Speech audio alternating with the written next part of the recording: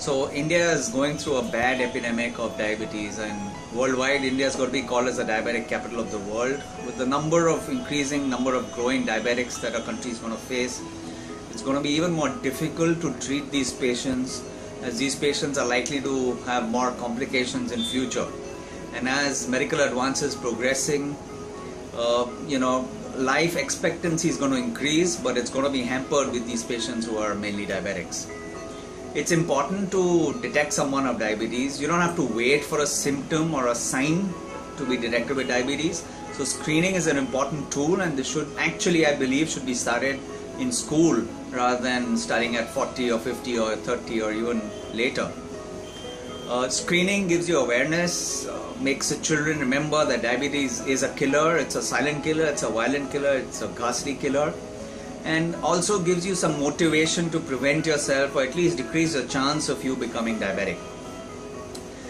For us Indians, where our food is life and food is culture, long habits and wrong foods does play an integral part of this metabolic process of that us Indians are going to go through and are going through.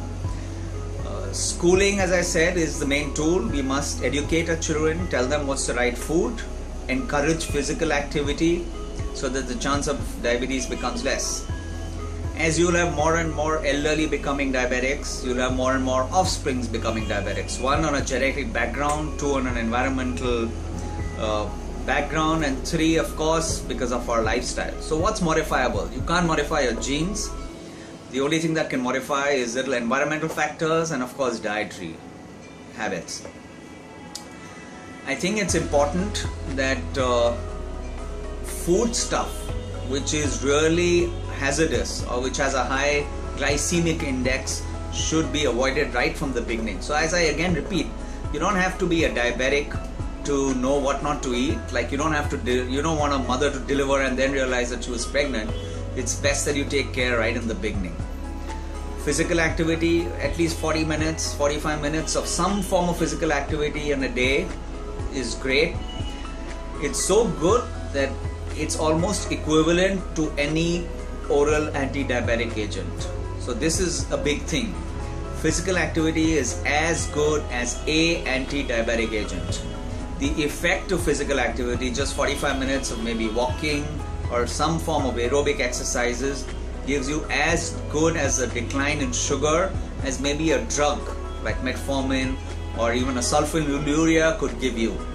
Encourage physical activity. We've had thousands of patients who've come around just by increasing their physical activity. These patients who are couch potatoes, who have no physical activity, bad dietary habits, just explaining them, motivating them, and I'm telling you, this is completely motivation.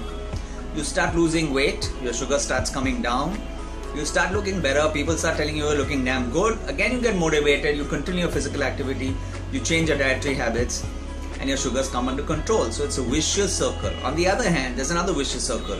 You don't do physical activity, you eat the wrong stuff, you put on weight, your sugar goes up, and there you are in all the complications that can occur in a diabetic.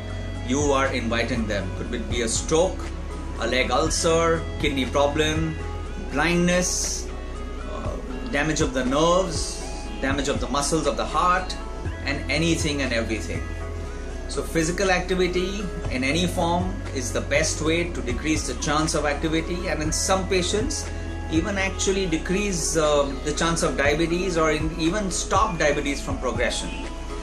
We've had patients who have actually come off drugs, those early diabetics, just by their good physical activity. I think this should motivate most of our young people, of course the middle-aged groups and the adults who are already diabetics, to continue, encourage and enhance the physical activity and eat the right stuff to live for a longer life. Please remember, you eat more if you live longer. You will live shorter if you eat more.